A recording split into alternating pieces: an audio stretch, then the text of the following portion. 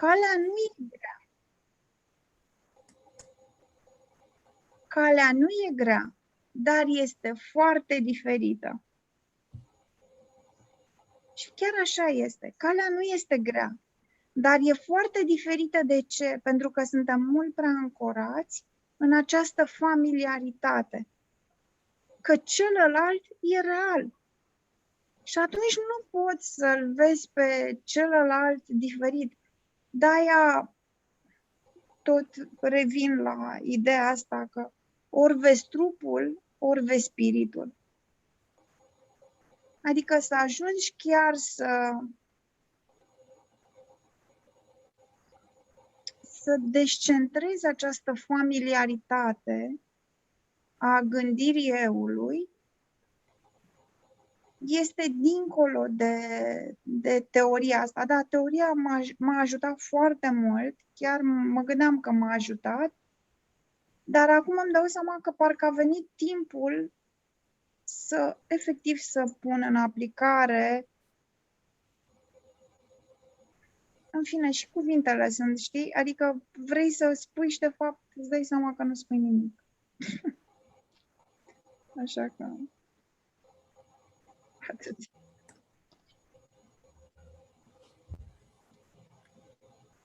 Magda, dar lumea aceasta este reală, oamenii au nevoie de ajutor, oamenii au nevoie să înțeleagă,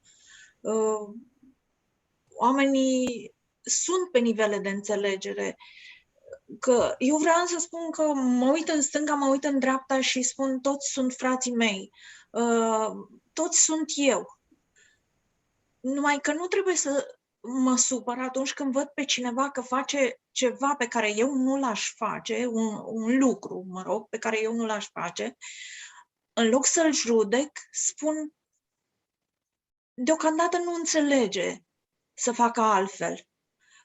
Deci avem fiecare, adică trăim într-o realitate pe nivele de înțelegere a lucrurilor și veniți să exersăm, să zic așa, să exersăm, că și mie Ștefi mi-a spus o chestie de genul Duhul Sfânt, sau poate nu Ștefi, sau poate am citit în curs, habar n-am, că Duhul Sfânt ne servește un anumit exercițiu, cum ar fi o anumită lecție. Nu cred că Ștefi. Și atunci m-am mirat, dar am zis, bine, poate Duhul Sfânt ne servește un exercițiu pe care trebuie să-l depășim și să-l depășim prin iertare, prin iubire. Oricine mi se servește, fie că îmi servește visul meu, proiecțiile mele, pe care acum există deja și acum doar le parcurg, fie că sunt de la Duhul Sfânt, fie că sunt ale mele, e în regulă, nu sunt supărată și le parcurg cu iertare și iubire. Nu e ușor, vorba lui Tudor, dar nici nu trebuie să negăm această realitate în care trăiesc frații noștri care au nevoie să înțeleagă.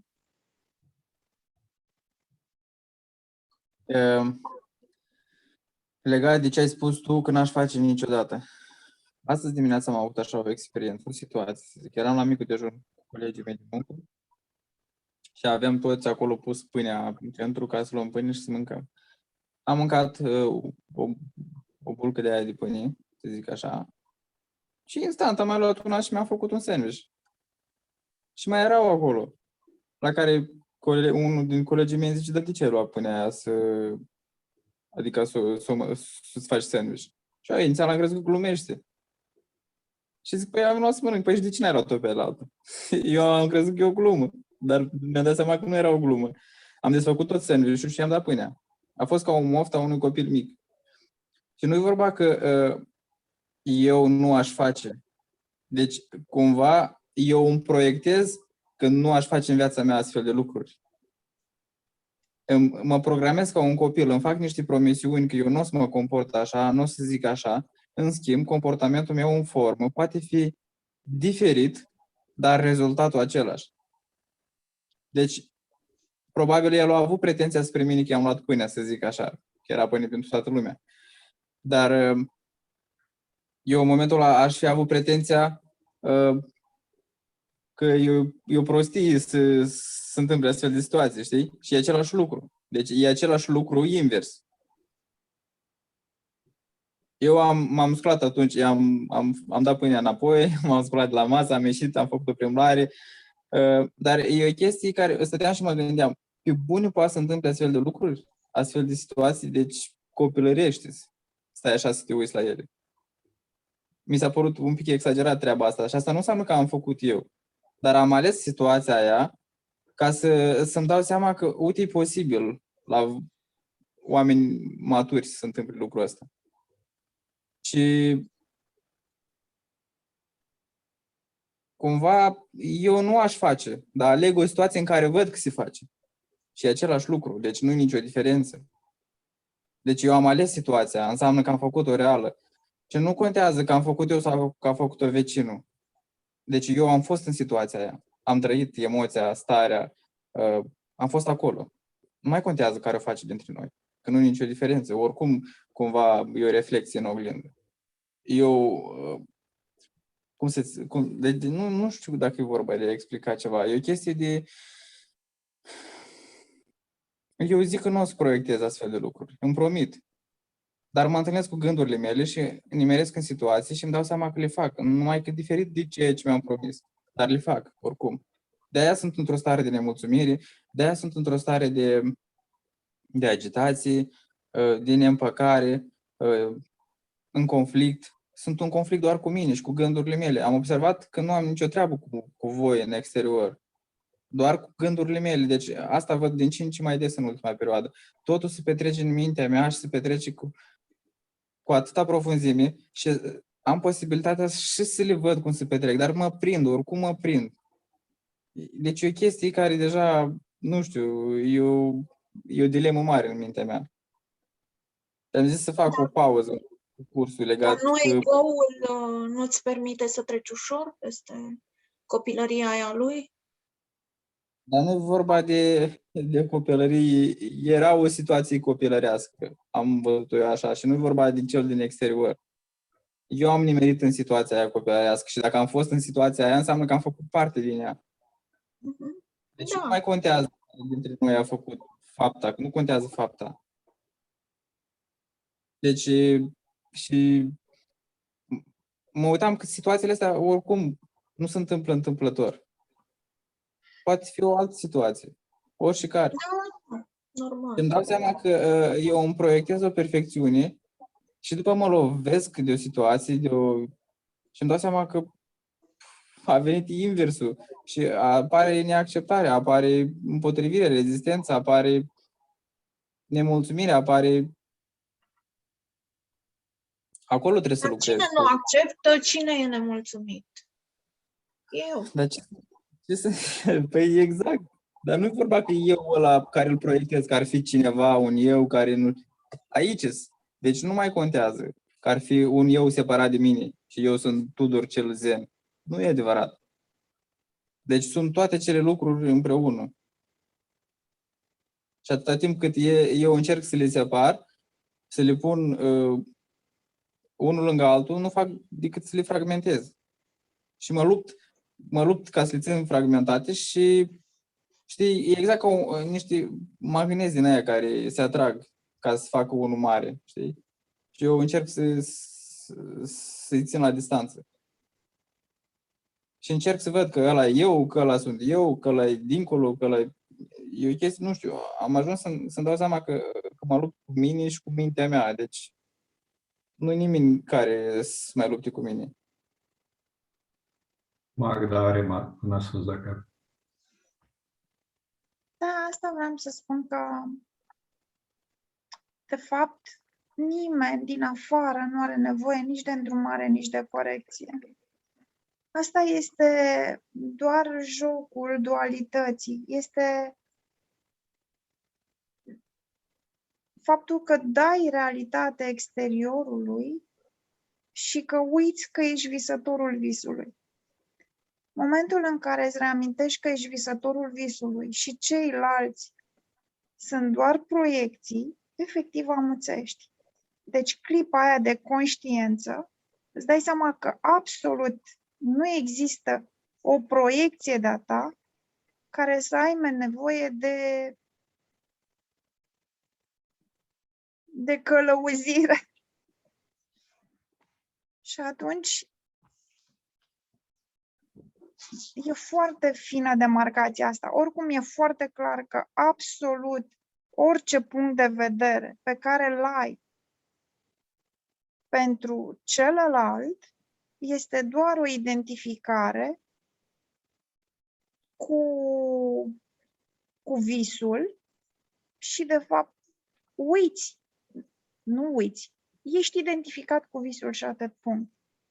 Ceea ce nu prea-mi iese este cu fiii mei. În rest, cu ceilalți, chiar dacă mă identific, zic așa, că o stare de conștiență a gândurilor, cu fiii mei mă identific foarte, foarte tare, dar lucrez și cu asta pentru că îmi dau seama că inclusiv el este doar o proiecție și atât.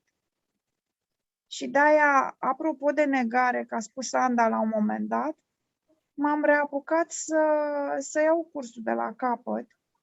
În capitolul 2, ce credeți? Vorbește de negare, să negi realitatea. Exact de asta vorbește Iisus, să negi realitatea, aparenta realitate, pentru că altfel tu de fapt nu faci decât să rulezi niște programe ale minții și atât. Deci, mi-aduc aminte că Mark Palmer a făcut o postare chiar înainte, că de-aia spun, acum e foarte clar că ochii doar caută să vadă ce mintea gândește. Pare că am citit o postare a lui Mark Palmer cu negarea. Eu am comentat că am zis, ok, ideea e să-l inviți pe Sfântul Duh să facă corecția și apoi mi-a apărut acest capitol 2 și când l-am ascultat, am fost, wow, chiar despre asta vorbește. De fapt, e esențial să negi aparenta realitate. Pentru că altfel doar perpetuezi visul și, de fapt, dacă stăm să ne ducem mai profund, din identificarea cu visul rezultă timpul ăsta linear. Dar e doar această clipită în care fie îți reamintești că totul e doar proiecție și tu nu te-ai separat de Dumnezeu, sau este această clipită în care i-ai dat realitatea exteriorului și ești adormit, ești în... visezi. Și atât. Na, cam asta, apropo. Dar merită să... vorbeam de capitolul 2, care chiar asta spune de această negare a realității. Chiar mă uitam că am reluat și mi se pare că sunt... nimic nou. Că sunt foarte, foarte profunde. Primele capitole, eu credeam că ultimele capitole sunt, sau mă rog. Dar primul capitol și exact când am făcut postarea aia cu provocarea, ceea ce mi-a căpătat așa foarte mult, efectiv mi-aducea pacea, știți ce era? Prefața. Că aia este esența. La ce este și ce spune. Și citeam și simțeam așa cum ieșeam din tot. Cam atât.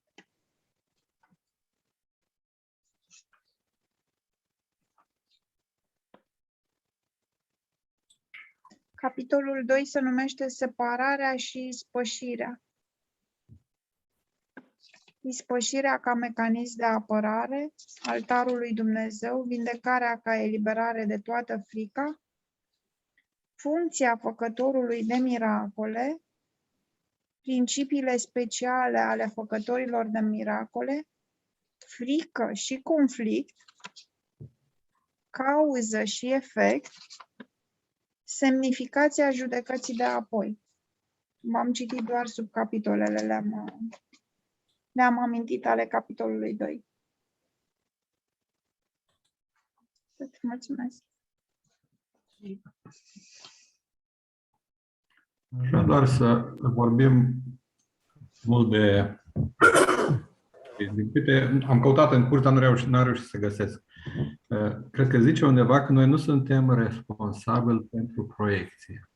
Asta nu trebuie să simțim.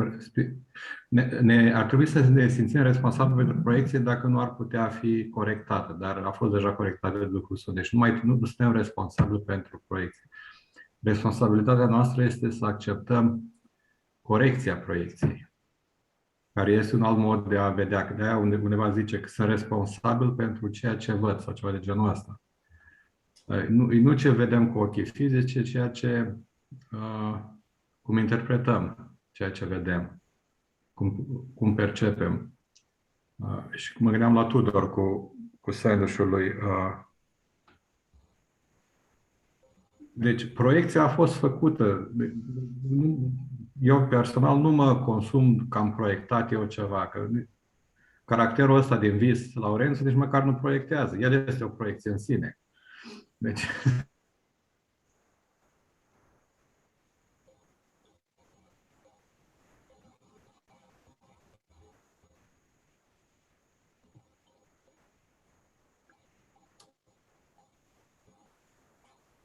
Nu mai ai semnal.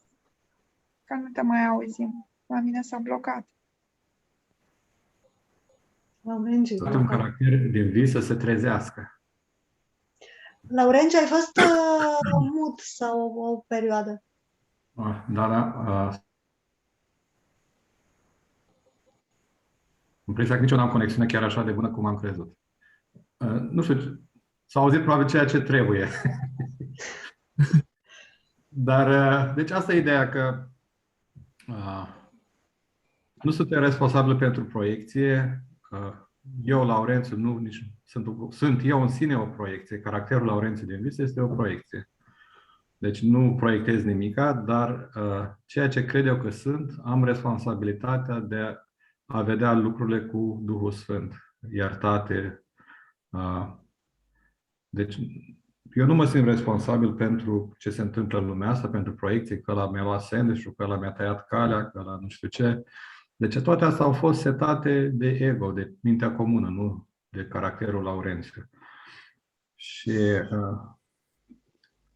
partea a doua, ce am vrut să spun, e cu trezirea din vis. Caracterul ăsta de vis nu se poate trezi. Și asta David Hofmeister a menționat.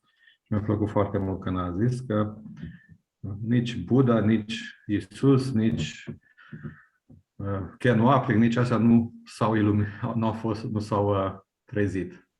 Deci, efect, un caracter din vis nu se poate trezi. Da? Deci, când ne trezim dimineața, caracterele noastre din vis nu s-au trezit și ele au dispărut doar.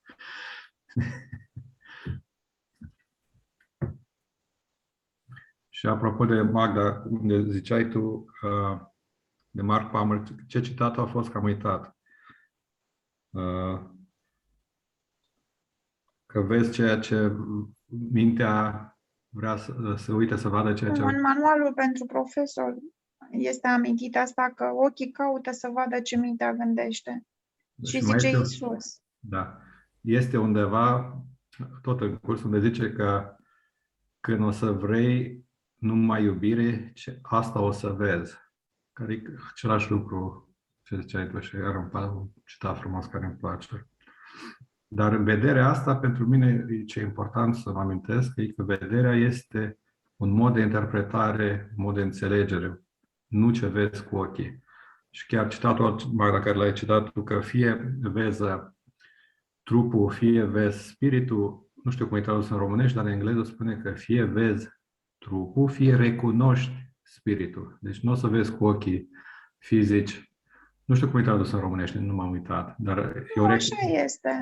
Așa este. Adică, da, nu contează, dar ai dreptate. Adică nu e vorba de neapărat de vederea fizică, cu toate că dacă crezi că ești trup, te rezumi foarte mult la vederea fizică. Pentru că asta decodifică. Și de fapt ce decodifică? Niște gânduri. Totul se petrece în minte. Dar, într-adevăr, spiritul nu trebuie să te cauți să-l vezi și nu trebuie să cauți să vezi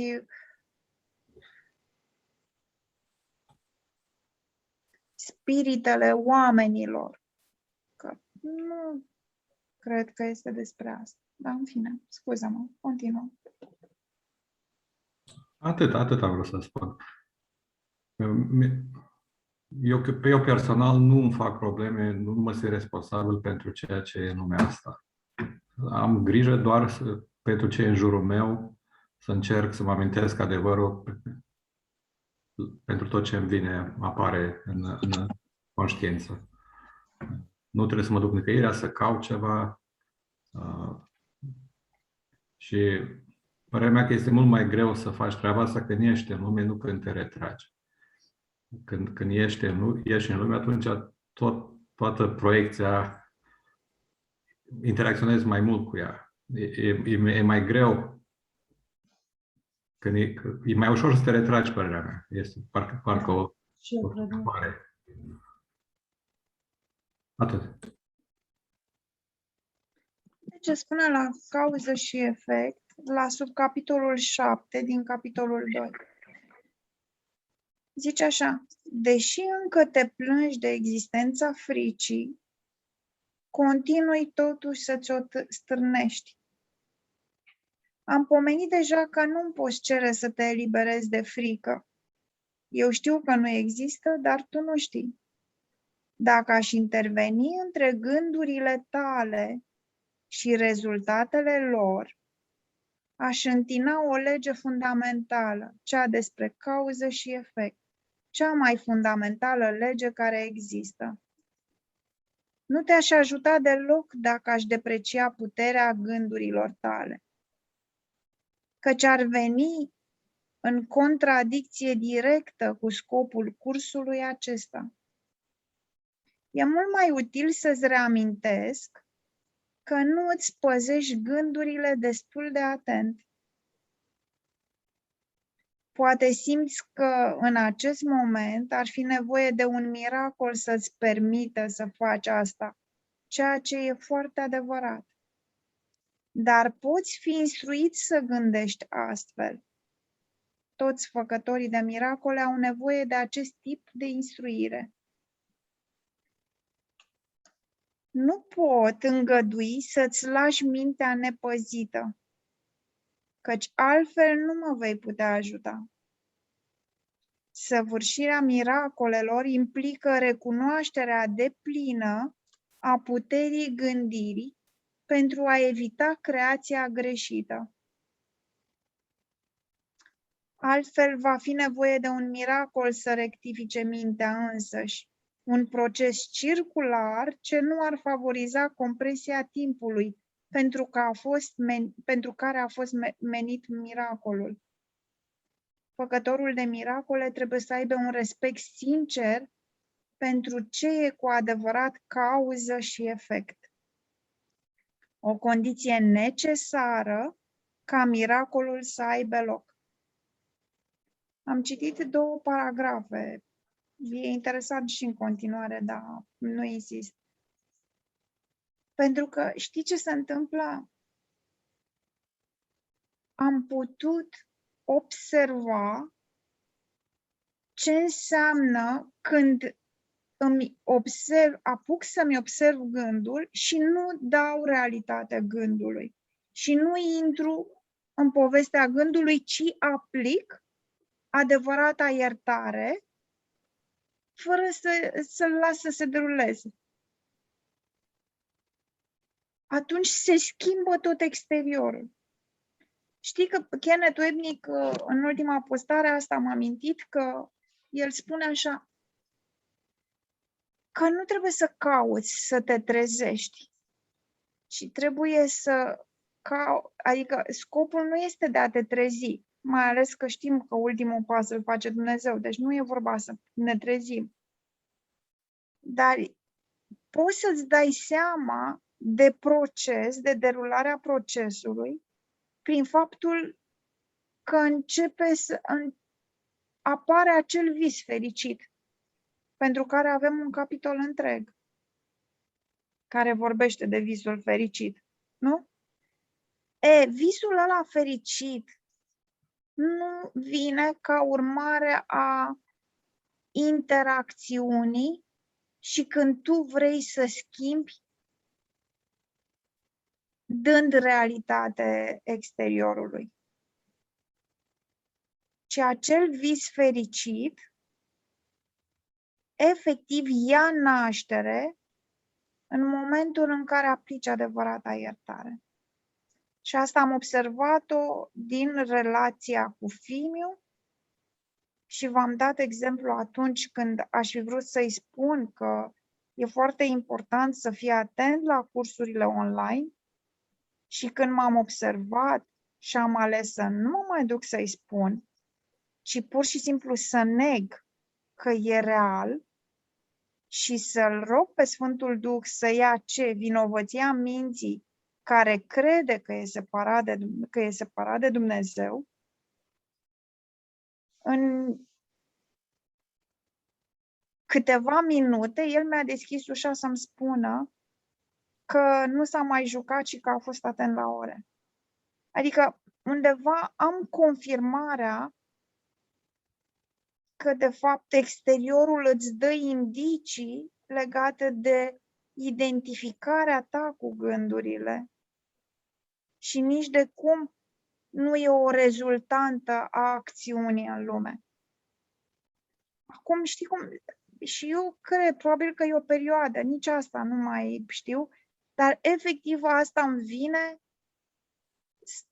îmi dau seama că parcă tot ce am de făcut este doar să practic adevărata iertare și să fac tot timpul acel pas înapoi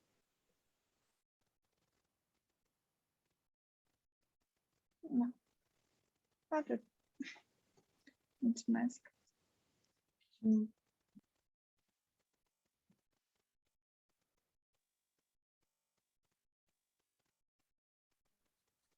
Domnul Ianuș, bine ai venit!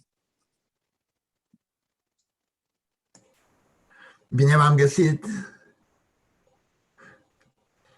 Am intrat cam târziu, că am avut probleme cu conectarea, chiar și acum e conectarea slabă.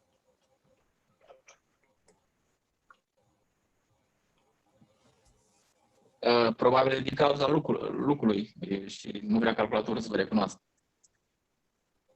Cine vorbește? Mai sunt pe calculatorul vechi și ăla funcționează așa cam destul de încet.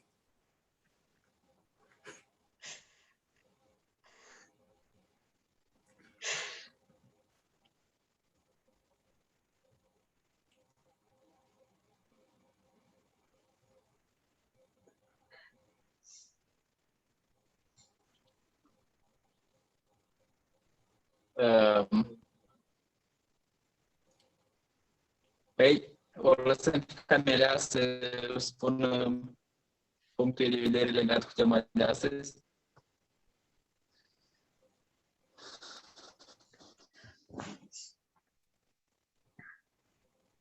Dacă vreți să citească Magda mai departe din capitolul 2, ce este Cineva sau important.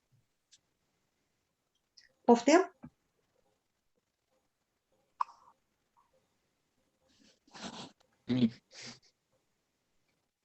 Deci, facem tema din aducerea fanteziei la adevăr, cum am postat, sau continuăm Magda din capitolul 2, ce i s-a părut mai interesant? Sau încheiem cu psihoterapia odată și pentru totdeauna.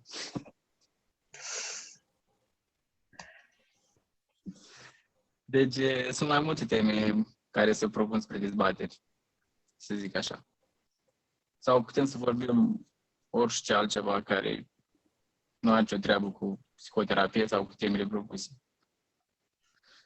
Haideți să vă mai citesc eu. Uite că tot mi-a dat ideea Camelia. Uite ce zice la paragraful 5.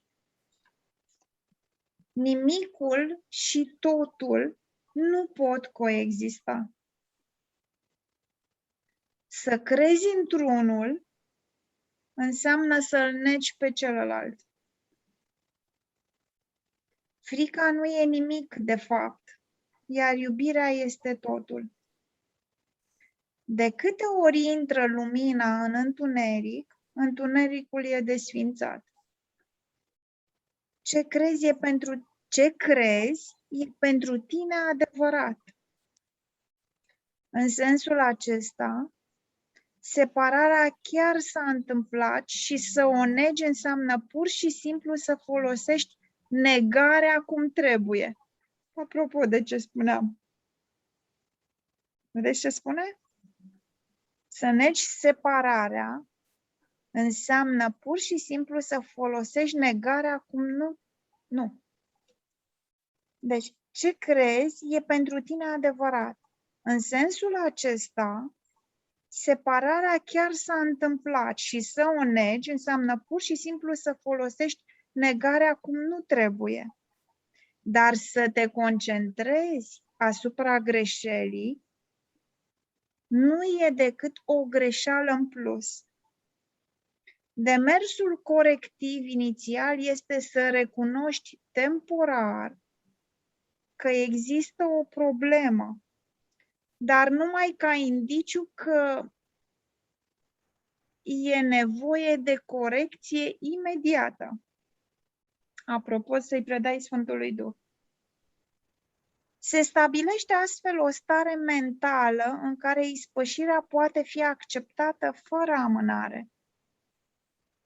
Trebuie subliniat însă că, în final, niciun compromis nu e posibil între totul și nimic. Niciun compromis nu e permis,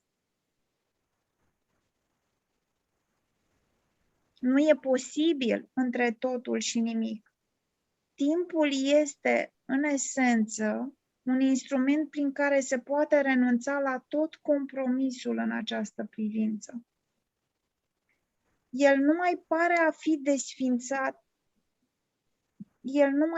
a fi desfințat treptat, căci timpul însuși implică intervale ce nu există. Creația greșită l-a făcut necesar ca instrument corectiv. Afirmația, citez, căci Dumnezeu așa a iubit lumea încât a dat singurul său fiu ca oricine crede în el să nu piară, ci să aibă viață veșnică, am încheiat citatul, necesită doar o ușoară corecție pentru a avea sens în acest context. Citez, a dat-o singurului său fiu. Am încheiat citatul.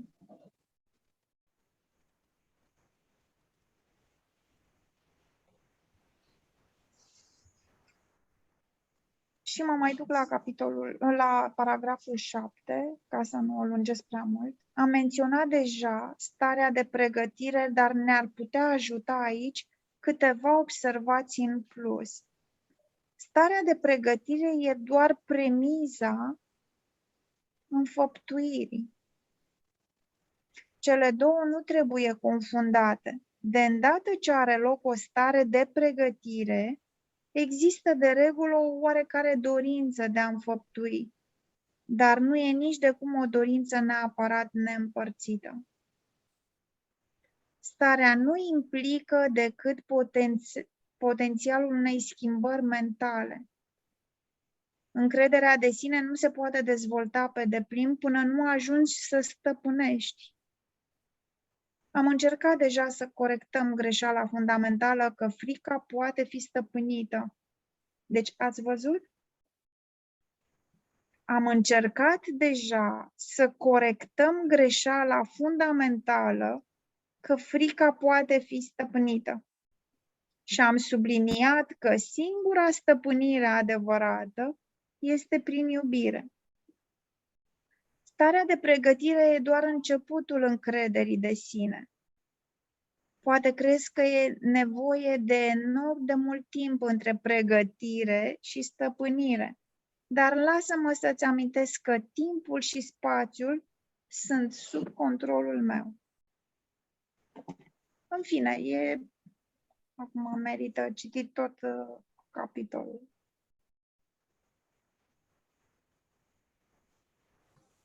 Așa că... Legat de ce spune Magda, că credeai că ultimele subcapitole sunt mai importante ca primele și acum ai ajuns la concluzia că de fapt toate sunt importante. Eu am avut observarea să văd că în fiecare subcapitol se spune exact același lucru în toate subcapitolele, numai că la un anumit nivel. Exact același lucru se spune și în capitolul 2, numai că sub o altă formă. Exact același lucru se spune și în capitolul 3, iarăși sub o altă formă. Și practic ar fi niște uși prin care treci ca să înțelegi același lucru de la 1 până la 30, de exemplu, da? Aceeași idee, cum zici la începutul cursului. Dacă înțelegi acele 3 propoziții, nu mai e cazul să faci cursul. Așa este. Da, e foarte interesant ce ai citit acum. Chiar e wow. Dar exact ce spunea Laurențiu, asta este ideea. Că acea negare, exact cum a spus și aici, nu trebuie să ne focalizeze cu totul atenția, dar e acel pas înapoi, e primul pas al iertării, să mergi după aia pe corecție, ca în final atenția să fie pe corecție. Dar Că iarăși separarea de Dumnezeu nu s-a produs. corecția iarăși Și pentru asta o predai Sfântului Duh cu încrederea că El e Cel care poate să facă corecția, că cineva din exteriorul minții. Da, te ascult. Exact același lucru spune și în capitolul 19. Da, peste tot spune. Corecție și păcat, adică dacă consider că e păcat, atunci nu mai poți corecta. Dacă este greșeală, cumva greșeala are corecție. Și iarăși, când treci păcatul în greșeală și după poți să-l faci în corecție, exact același lucru.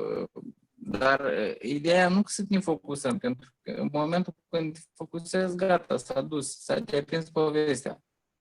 Și ce să corectezi? Că oricum nu depinde de mine corectarea. Dar oricum observi lucrurile și apare o tristețe cumva. Nu că m-aș învinovăți, dar cumva e un amalgam așa de lucruri care se întâmplă în minte și nu mai știi ce să crezi. Asta era ideea. Atunci ce mi se întâmplă mie. Eu m-aș întoarce la ideea, la legătura dintre totul și nimic. Pentru că la începutul cursului e valabil ceea ce spun majoritatea spiritualiștilor, că totul este iluzie. Și la un moment dat îți dai seama că de fapt nu totul este iluzie, ci numai nimicul. Totul este totalitatea a tot ce există, întreaga creație. Deci totul este realitatea și numai nimicul este iluzie.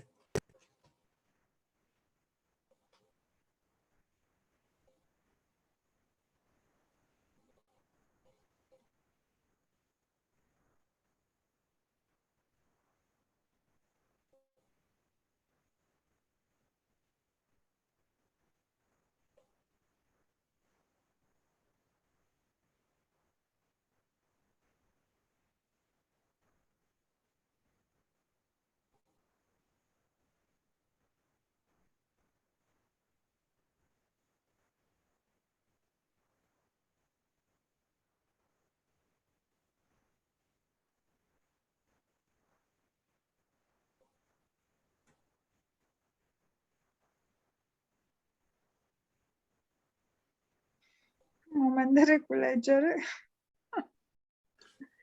Păi Mă să gândeam ne cum zice citesc asta. Camelia, nu? Dar să știi că era foarte bine în pace. Putem să rămânem așa. Da, dacă Era vrea Camelia. liniștea.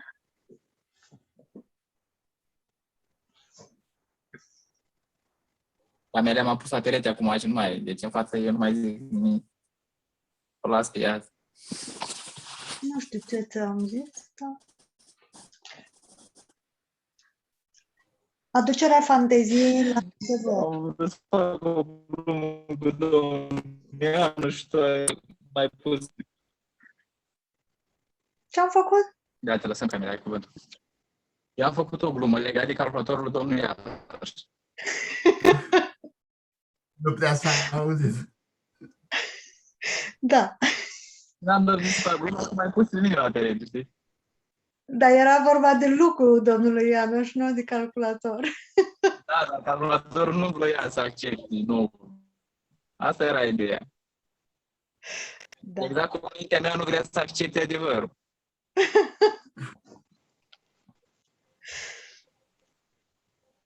Nu mai contează. La ce pagină Hai, ești, Camelia? De unde ne citești? De la ce pagină?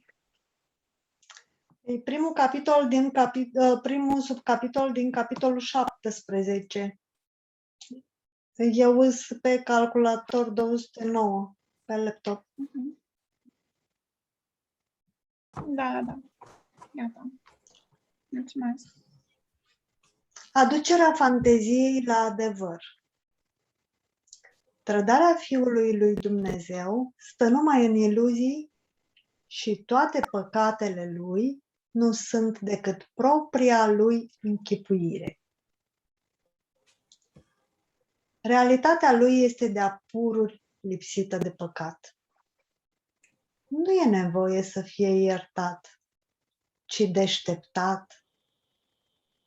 În propriile lui vise s-a trădat și a trădat frații și Dumnezeul. Dar ce se înfăptuiește în vise nu s-a înfăptuit de fapt. E imposibil să-l convingi de realitatea acestui fapt pe cel care le visează. Pentru că visele sunt ce sunt din cauză că dau iluzia realității. Deplina eliberare de ele stă numai în trezire, căci numai atunci devine cât se poate de evident că nu au avut efect asupra realității și că nu au reușit să o schimbe. Fanteziile schimbă realitatea. Acesta e scopul lor. Nu o pot face în realitate, dar o pot face în mintea care vrea ca realitatea să fie altfel.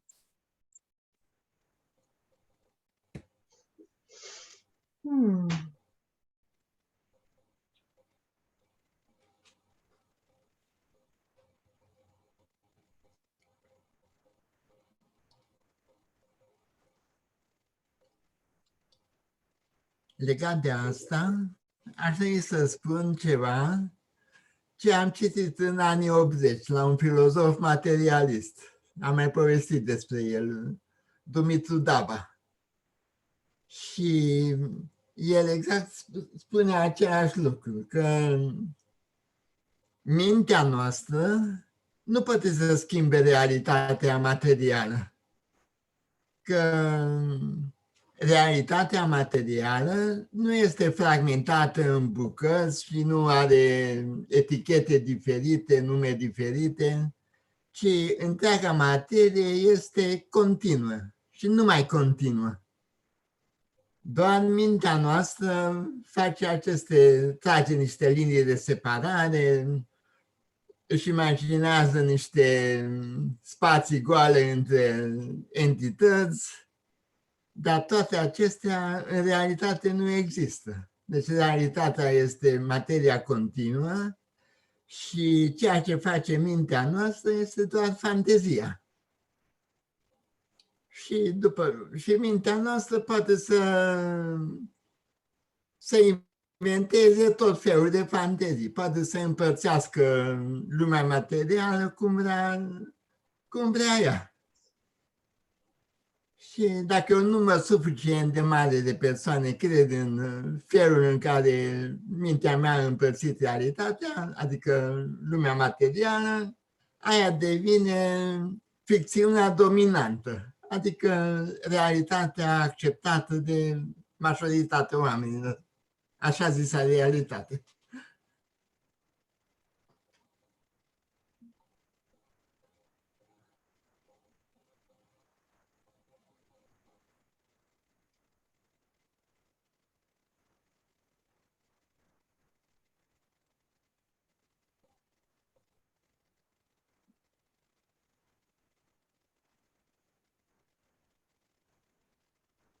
În momentul ăsta am simțit o stare de iubire către Domnul Ianuș.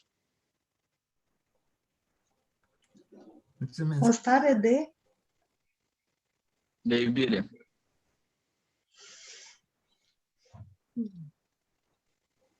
Deci pentru prima dată când simt asta a fost foarte profund și foarte scurt. Mă bucur.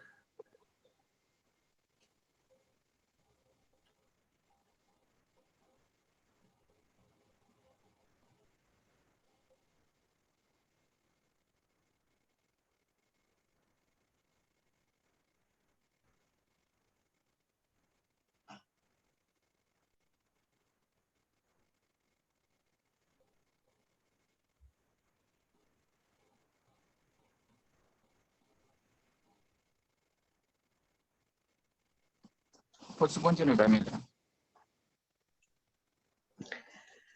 Atunci numai dorința ta de a schimba realitatea este de temut. Pentru că prin dorința ta crezi că ai realizat ce dorești. Această poziție ciudată, într-un sens, îți recunoaște puterea. Poți să oprești leacul? Da. Exact despre ce citeam Magda în capitolul 2. Dacă mai știi o dată propoziția cu dorința?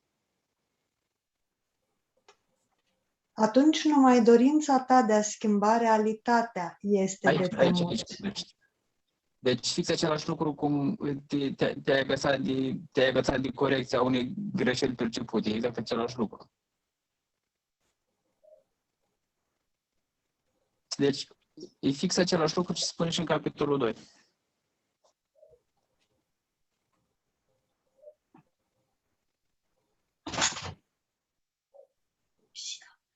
Da, mulțumesc.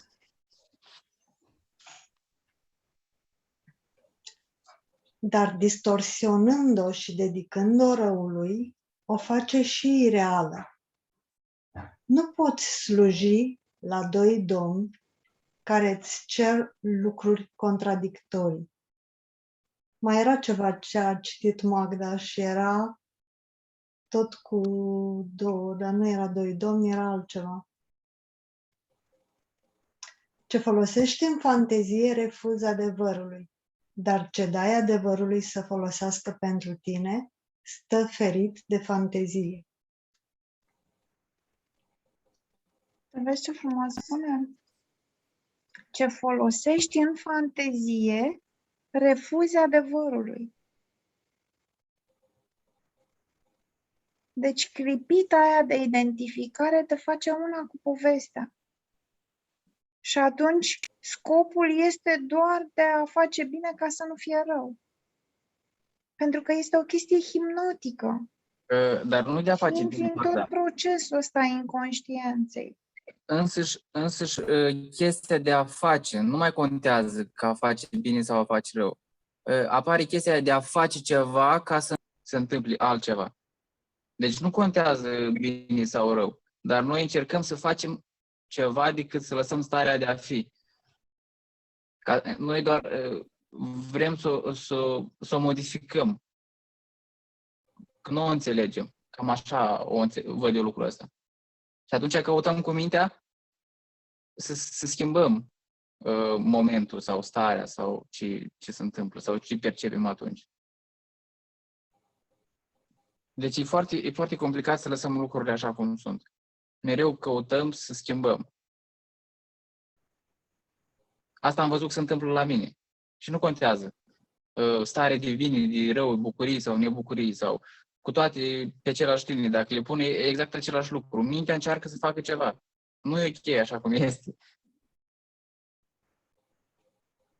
Și de-aia ni se zice în curs să facem predarea și stărilor alea care le percepem fericite și stărilor alea care le percepem nefericite. De fapt, când le predăm pe ambele, lăsăm starea de a fi, pur și simplu. Mulțumesc. Chiar în capitolul 6, apropo de ce spuneai, că zice că a fi se confundă, a face se confundă cu a fi.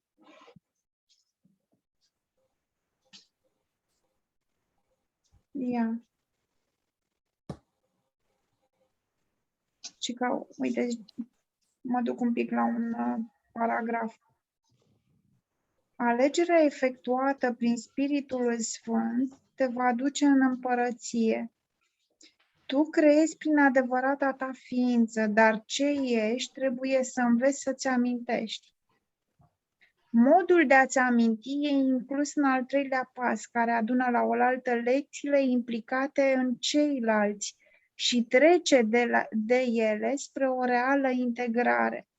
Dacă îți permiți să ai în minte numai ce a pus Dumnezeu în ea, îți adeverești mintea așa cum a creat-o Dumnezeu.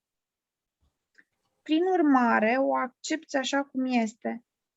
De vreme ce e întreagă, predai pace, deoarece crezi în ea. Pasul final ți-l va face tot Dumnezeu. Dar până la al treilea pas, Spiritul Sfânt te va pregăti pentru Dumnezeu. Te pregătește pentru traducerea lui a avea în a fi. Prin însăși natura pașilor pe care trebuie să-i faci cu el. Înveți mai întâi că la baza lui a avea e a da și nu a căpăta. Înveți apoi că înveți ce predai și că vrei să înveți pace.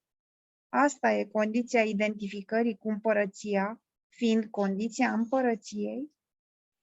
Ai crezut că ești în afara împărăției și te-ai exclus așadar din ea în convingerea ta.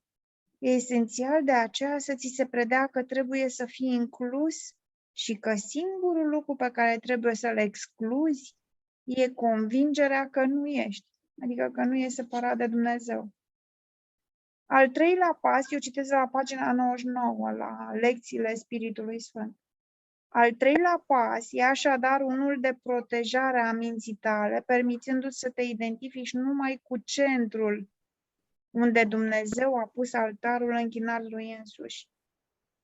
Altarele sunt convingeri, dar Dumnezeu și creațiile lui sunt mai presus de convingere, fiind mai presus de îndoială. Vocea pentru Dumnezeu vorbește numai pentru o convingere mai presus. Deci, vocea pentru Dumnezeu vorbește numai pentru o convingere mai presus de îndoială, care e pregătirea pentru a fi fără îndoială. Cât timp credința în Dumnezeu și în împărăția Lui e asaltată de orice îndoieli în mintea ta, nu ți este evidentă desăvârșita Lui realizare. Iată de ce trebuie să fii vigilent pentru Dumnezeu. Eul își ridică vocea împotriva creației Lui, stârnind astfel îndoiala. Nu poți depăși credința până nu crezi pe deplin. În fine, gata, dar m-am dus la chestia asta cu a avea și a fi, știi? Că, de fapt, tot ce este definit de eu este a avea. Și a fi vine din convingerea că separarea nu s-a produs.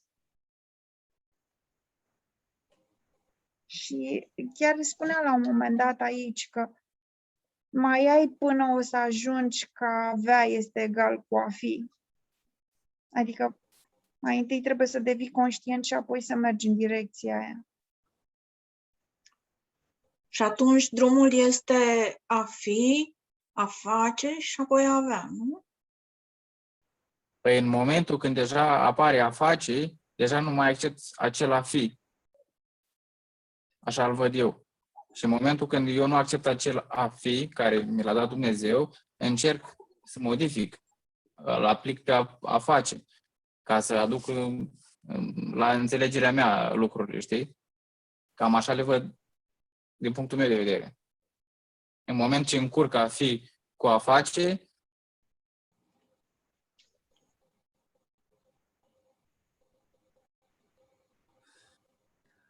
Uite, aici cineva a spus o vorbă care am scris și undeva la o postare. Că cine este nu face, cine face nu este. Și mi s-a părut ceva care se Deci potrivește exact aici. exact ce trebuia să spuneți. Mai citiți o dată, vă rog. Deci zice așa vorba aia, nu știu cine a spus-o, că cine este nu face, cine face nu este. Super. Așa este. E foarte profund. Mai ales că a face e la tot pasul.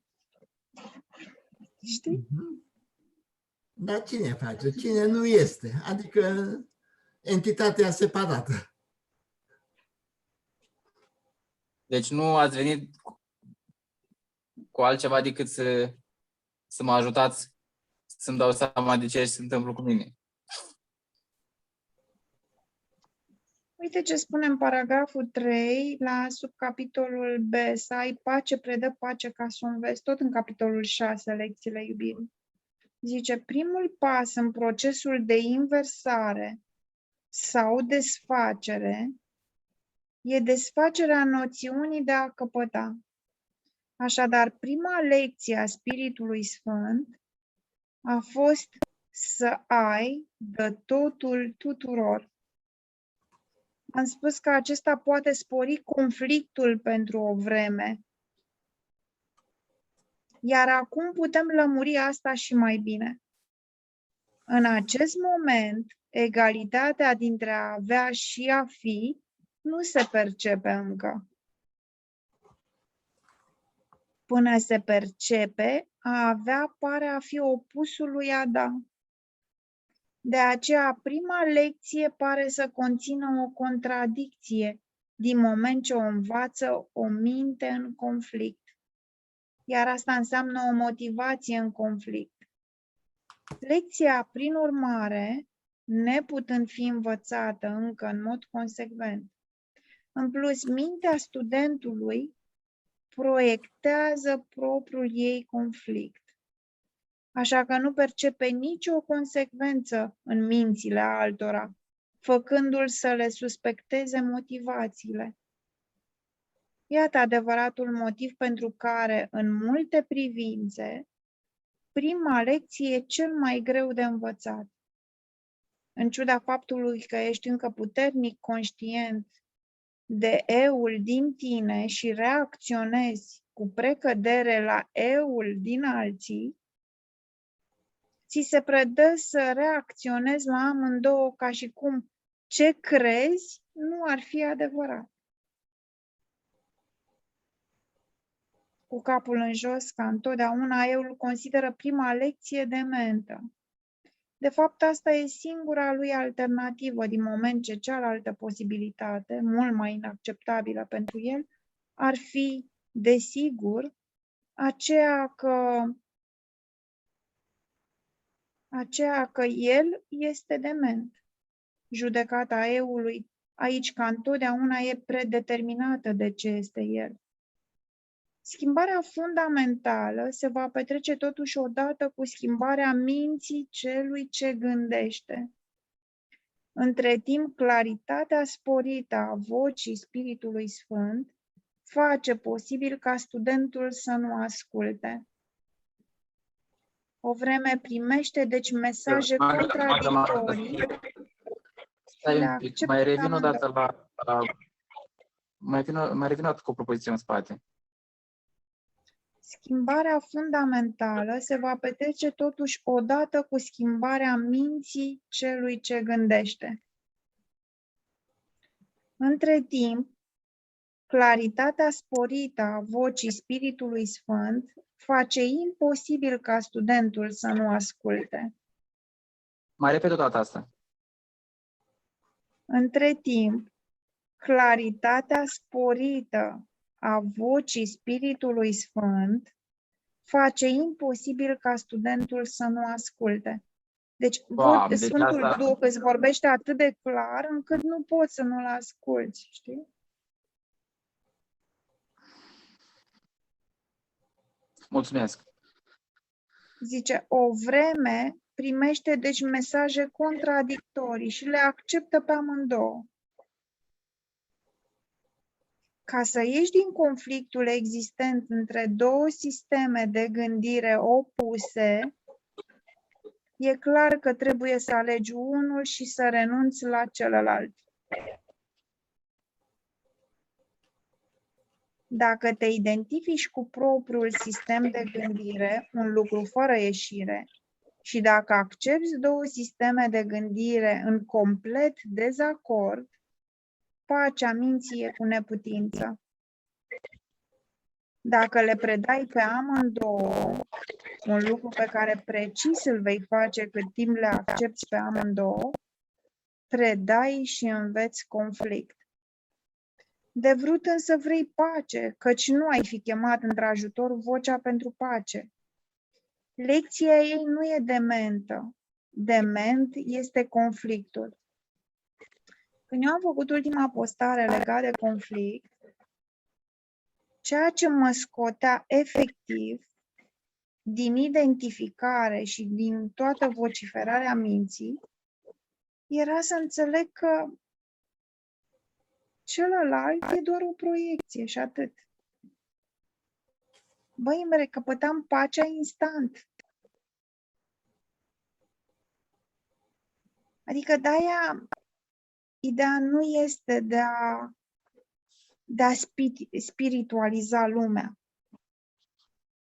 Pentru că asta ne spunea Kenneth Wapnick, că de fapt lumea este doar o lume a vinovăției și a fricii, evident, că frica vine din vinovăție, nu? Deci tot ceea ce negi, proiectezi și apoi interpretezi. Dar în momentul în care realizezi că de fapt tu nu te-ai separat de Dumnezeu și toate sunt doar proiecții și nu e decât unul aici, atunci cine mai e de corectat? Cine mai e de îndrumat? Cine mai e de învățat? Amuțești, efectiv amuțești. Și în clipa aia, de fapt, ești în unitate. Pentru că în clipa aia îi predai Spiritului Sfânt vinovăția minții care crede că e separată de Dumnezeu. Și în clipa aia ți-ai îndreptat atenția spre corecție. Și atunci, cu adevărat, ți-ai recăpătat pacea. Altfel doar simulezi. Și, de fapt, adică mi-e foarte clar că în lume acest dans al polarității nu poți să scapi de el. Exact cum spunea ăla, știi, că făcătorii de pace care caută pacea scot din străfunduri tot ce le obturează vederea, nu? Și ce i-a împiedicat să trăiască pacea. Adică ăsta este dansul polarității. Dar polaritatea dispare în momentul în care realizezi că e doar unul care visează, că totul se petrece în minte, la nivel de gânduri, și atunci predai Sfântului Duh această vinovăție a minții care crede că e separată de Dumnezeu. Și în clipita aia e totul.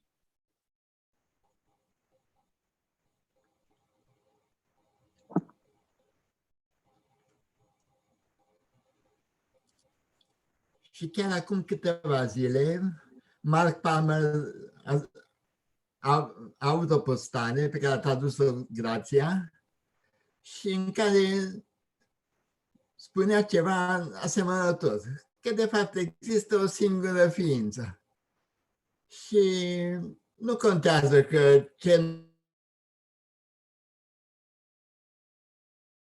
nu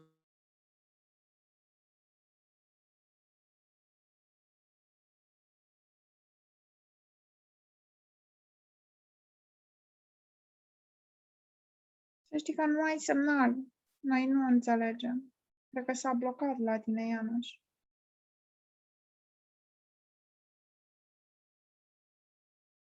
nume, dar pentru el acesta a fost o revelație, că de fapt toți oamenii sunt unul singur, fiul lui Mark Palmer. Și atunci l-a văzut pe fiul său și în Hitler, și în cerșetor, și în boschetar, și în toată lumea. Și atunci a avut așa o revelație. Și atunci a zis că de fapt nu contează că cine este ființa aceea unică. Poate să fie taică-tău, maică-ta, poate să fie Buddha, Krishna, Isus.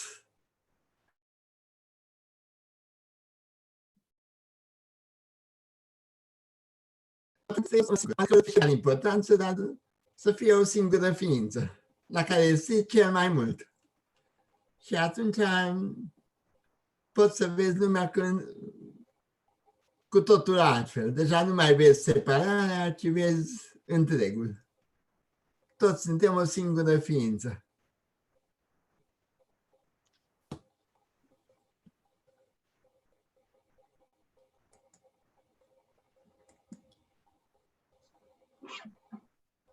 Eu mi-am încheiat paranteza pe care o făcusem apropo de că pornisem de la ce ai spus tu,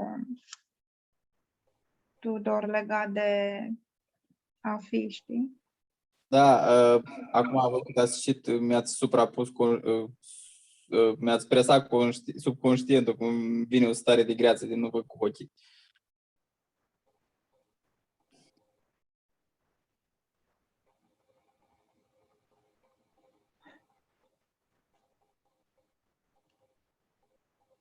Mulțumesc frumos! Și eu.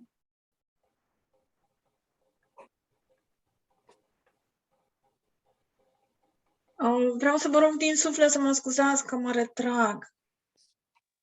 Mulțumesc mult, dar vă voi asculta, vă voi vedea înregistrarea.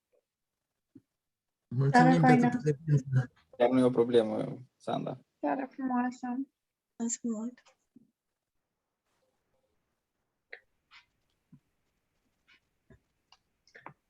Când susții că miracolele trebuie să aibă o ordine a dificultății, tot ce vrei să spui e că există unele lucruri pe care nu vrei să le dai adevărului.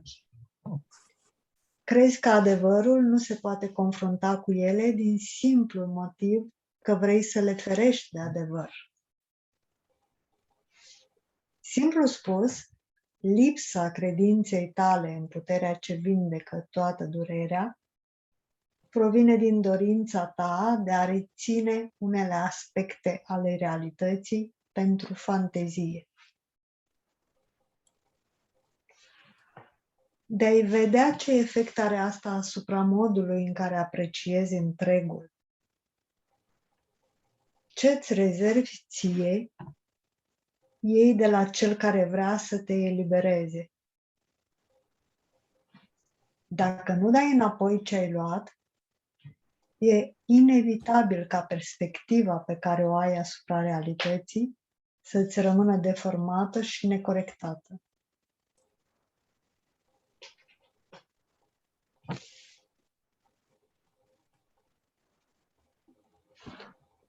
Cât timp vrei să rămână așa, iluzia unei ordine a dificultății miracolelor va rămâne cu tine. Căci tu ai stabilit această ordine în realitate, dând o parte din ea unui profesor și altuia o altă parte. Așa înveți să tratezi o parte a adevărului într-un fel și într-alt fel cealaltă parte. Să fragmentezi adevărul înseamnă să-l distrugi, făcându-l să nu îl mai însemne nimic. Ordinile realității reprezintă o perspectivă de neînțeles, un cadru de referință pentru realitate cu care, de fapt, nu poate fi comparată. Legat de asta, aș dori să dau un exemplu ce am avut acum câteva zile. Deci, tot legat de postarea lui Mark Palmers, cineva a comentat în felul următor, că da, într-adevăr, ea l-a văzut pe Iisus în ceilalți, dar nu în toți. Și exact același lucru se întâmplă aici, că poți să te gândești că, uite, că îl văd pe Iisus în vecinul meu sau în colegul meu sau în maică mea sau în taică meu, dar cum să-l văd pe Iisus în Hitler sau în Stalin sau în cine știe cine. Și atunci, prin postarea asta, ea a înțeles că, de fapt, dacă vrei să-L vezi pe Iisus, trebuie să-L vezi în toți, fără nicio excepție. Că dacă deja faci o singură excepție, deja ai fragmentat adevărul.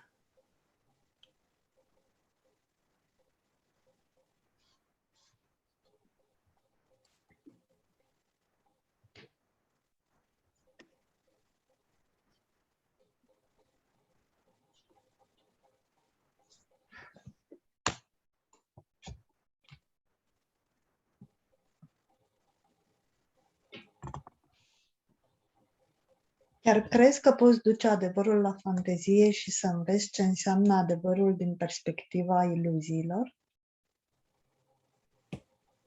Adevărul nu înseamnă nimic în iluzie.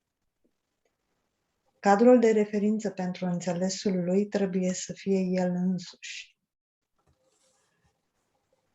Când încerci să duci adevărul la iluzii, încerci să faci iluzii reale și să le menții prin justificarea credinței tale în ele. Exact. Dar să dai iluziile adevărului înseamnă să îi îngădui adevărului să te învețe că iluziile sunt ireale și să-ți îngădui astfel ție să scapi de ele. Vezi, asta este chintesența, scuză-mă. Exact Da. despre asta este vorba. Deci dacă tu încerci să aduci adevărul la iluzii, adică să vezi o lume spirituală, să-i vezi pe toți spirituali, adică să vezi spiritul în fiecare persoană și să vezi că de-aia e foarte ușor să interpretezi, tu vrei să aduci adevărul la iluzii. Încerci să faci iluziile reale și să le menții prin justificarea credinței tale în ele. Că oamenii sunt reali și că nu se petrece totul în minte, că există o lume reală și această existență este reală. Dar să dai iluziile adevărului înseamnă să-i îngădui adevărului să te învețe că iluziile sunt ireale și să-ți îngădui astfel ție să scapi de ele. E primul pas al iertării, să înțelegi că totul se petrece în minte și că nu e nimic acolo în afară. Și că nu există o lume și tu nu ești separat de Dumnezeu, că de fapt asta e corecția. Că tu nu ești separat de Dumnezeu și atunci nu poate să existe o diversitate de forme. Că nu există o dualitate. Că dacă nu ești separat de Dumnezeu, atunci Dumnezeu nu este în exteriorul tău. Deci nu mai hrănești dualitatea.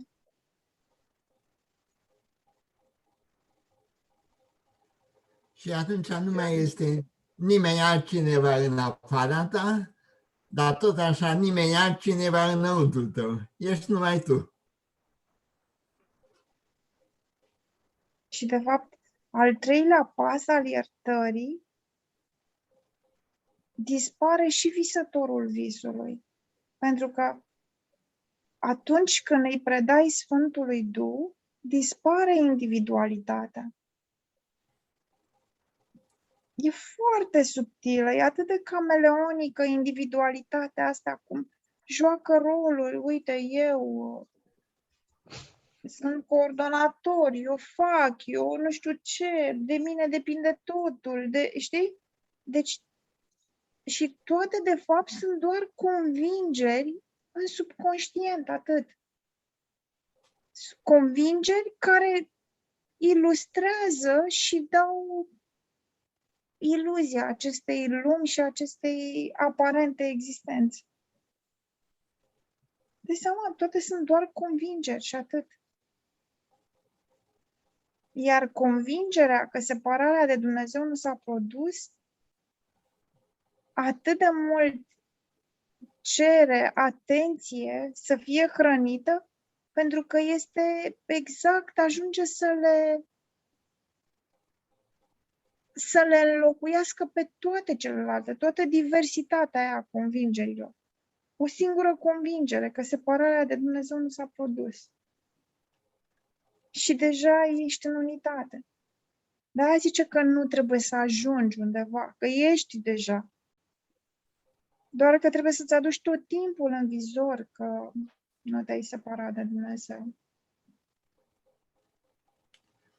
Da, pentru că mintea noastră tot timpul gândește în viitor, că voi ajunge acolo peste 20 de zile, peste 20 de ani, peste 20 de vieți, dar acum nu, acum încă nu sunt inocent, nu sunt sănătos, nu sunt perfect și așa mai departe.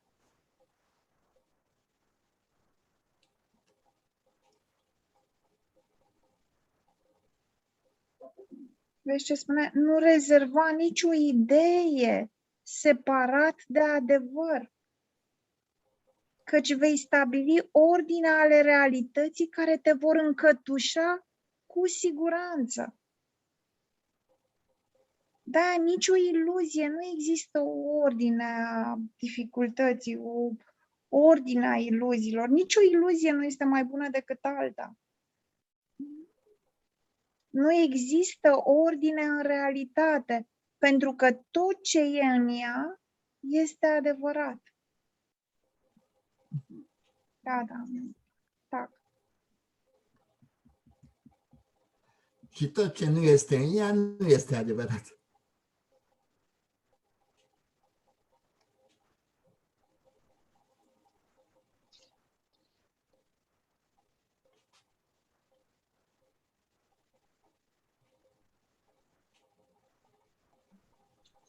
Citim și ultimul paragraf.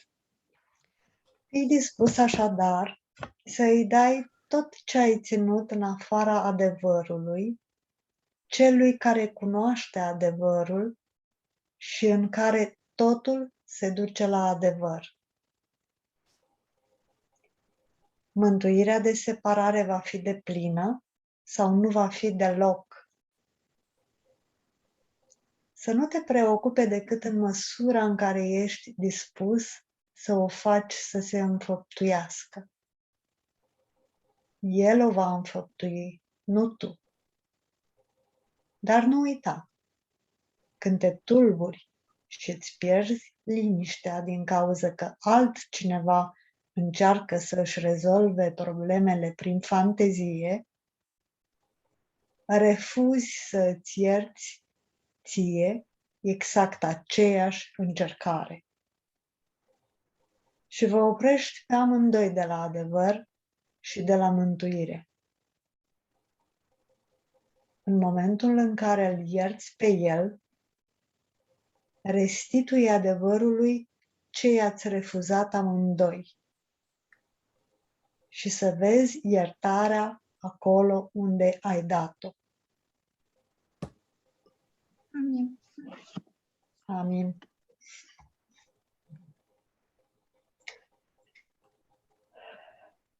Pentru că mi-am dat seama că absolut tot ceea ce ne provoacă, de fapt, sunt doar scântei ale vinovăției ancestrale că tu crezi că e separat de Dumnezeu. E foarte ușor să te identifici cu gândirea logică și atunci să cauți soluții sau intri în freamătul ăla al minții care zice, uite, dar ce ți-a făcut, dar nu e corect, că apare chipurile nedreptate. Dar, de fapt, este doar o reflexie a acestei vinovății și forma doar îmbracă fel și fel de reflexii.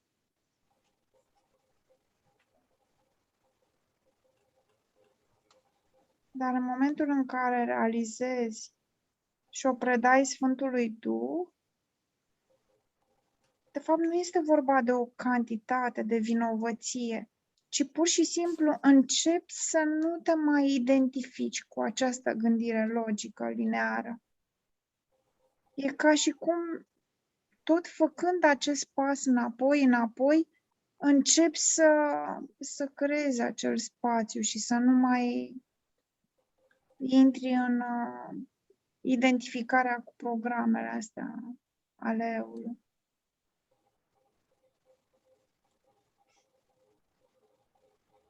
Restul e poveste.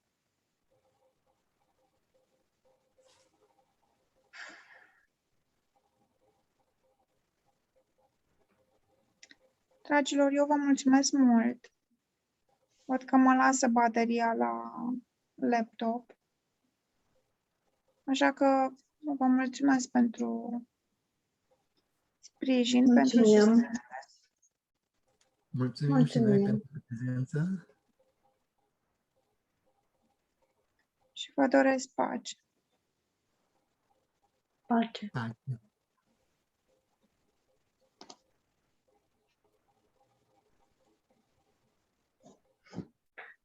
Mulțumesc pentru tot. Lauren, Mulțumim. Da. poți să oprești înregistrarea? Vreau să mai zic ceva după? Băi, cu secrete, stai așa.